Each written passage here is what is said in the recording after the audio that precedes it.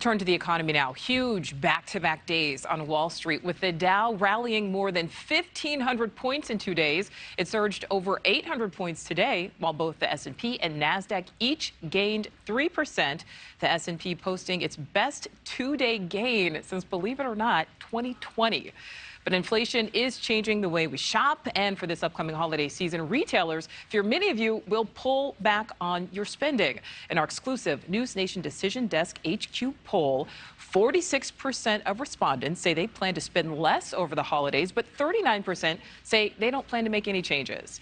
NewsNation business contributor Lydia Moynihan joins us live. So, Lydia, we're talking about this poll.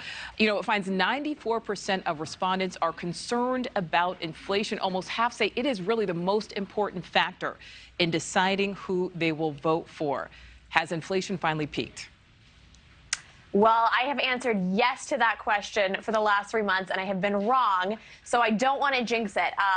Even Jerome Powell, the Federal Reserve Chair, has said that he hasn't really seen inflation come down yet, but it's really only a matter of time. So even if we haven't peaked yet, Jerome Powell has been cranking up those interest rates, and so the expectation is that certainly by the end of the year, we will likely see inflation begin to ease down. But still, when we talk about inflation coming down, we're not saying that it's stalled. We just mean that it's not rising as quickly as it's been. So we're still going to see inflation rising, but just not at that 8 and 9% level that we've been seeing the past few months. Well, we certainly hope that is true. So you mentioned it should come down hopefully by the end of the year. Speaking of the end of the year, also the holiday season, that same poll finds 46% of Americans plan to spend less this holiday season compared to last year.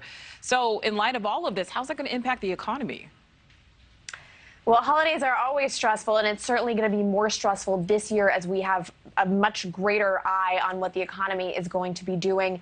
It's interesting. We're already seeing sort of ramifications of people paring back their spending. We're already seeing consumers pare back their spending.